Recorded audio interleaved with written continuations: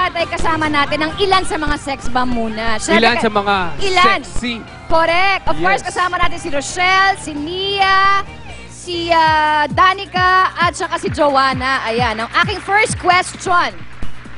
Ano ba o paano ba binago ang buhay ninyo nung sumali kayo sa sex bomb? Mia. May kotse na ako, may bahay na ako. Ooh, Ayan. saya. Pero gano'ng kabilis yun o gano'ng katagal mo na-accomplish yun? Mga 5 years din. Kasi breadwinner din kasi ako eh. Si Danica naman. Napag-aaral ko po yung ibang pinsan ko, tsaka yung... tsaka Galing, yung tita ko, tsaka lola ko po, nasusustentuhan ko po sila monthly. Si Joanna. Ako po, sobrang laki ng naitulong sa akin ng sex bomb. Kasi dati nung wala pa po ako sa sex bomb, pinagkakasya lang namin yung ulam namin. Ngayon nakakapag-hotdog na ako. May tosino na! May tosino na kami! Oo. Ito naman si Rochelle. Siyempre, alam naman nating lahat na si Rochelle yung isa sa talagang... Veteran. Oo. Aha. Oo. Veteran. Hindi naman, pero talagang isa siya talaga sa mga nakilala Original. talaga Let's say sa sex original. bomb. Oo, isa sa mga original. At syempre, nabalitaan din namin, Rochelle, na ikaw din, marami ka din naman natulungan, di ba? Meron po akong kahit pa paano nakatulong. Oo. Pero kami na nga nagsasabi na matulungin nga po talaga si Rochelle at saka silang lahat kasi Opo, nga may kasi- tinulungan siyang isang tiyahin. Nang dahil nga dyan, Yeah. may sorpresa kami para Para kay sa'yo. Rochelle. Kaya tawagin na po natin ang ating surprise. Nandito po ngayon si Jovelyn Santos.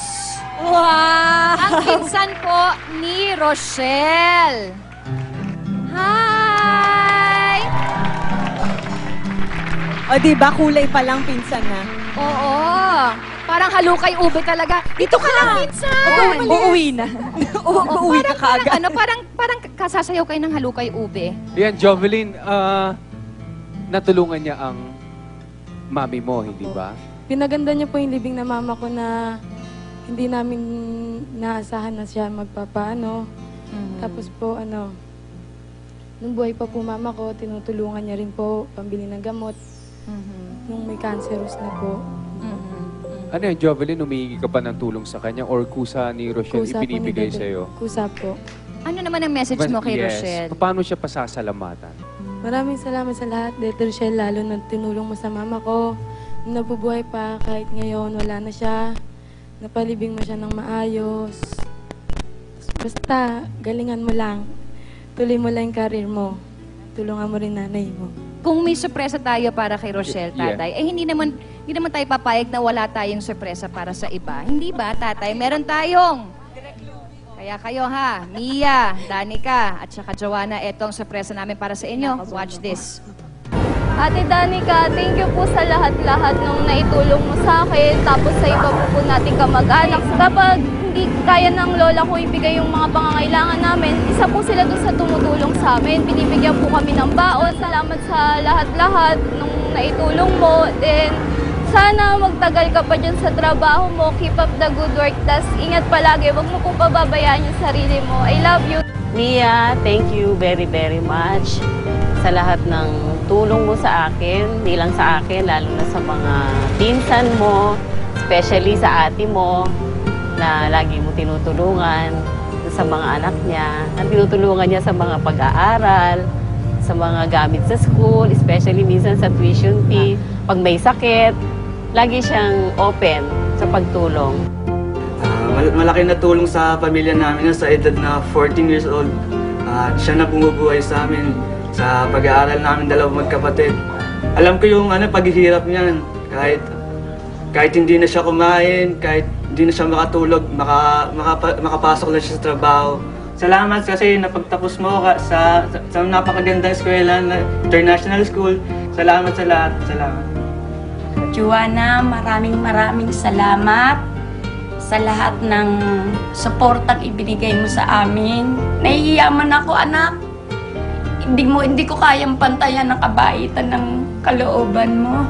Maraming salamat sa iyo. Ultimo sa pagtulog, talagang hindi mo ako nakakalimutan. Ultimo sa lahat ng pangangailangan ko, kahit sa gamot. Nung na-ospital ako, alam ko ikaw unang-una, kahit may show ka, nagpaalam ka sandali. Na-ospital ang mga kapatid mo. Talagang hindi kami minuto lang. Lagi mo kaming tinatakbo. Wow naman.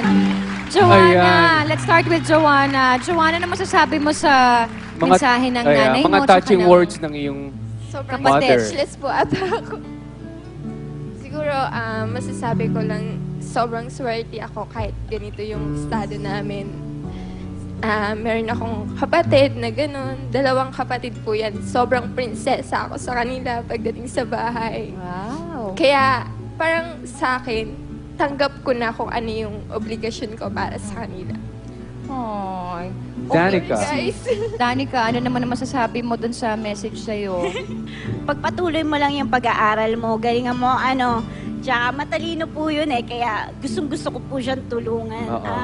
Si Mia, yung mga sayaw nyo ba, dinededicate nyo sa kanila na parang sasayaw ako para makatulong ako sa pamilya ko? Yung sayo namin parang para sa inyo to, para sa mga taong nanonood sa amin. Yes. Na gusto namin, bawat audience namin, mapasaya namin, mapangiti Okay. namin. Pero syempre, after nun, para rin syempre sa pamilya namin. And I'm sure hindi naman talaga kayo tatagal ng 11 years kung talagang wala sa puso ninyo yung pagsasayaw, hindi ba?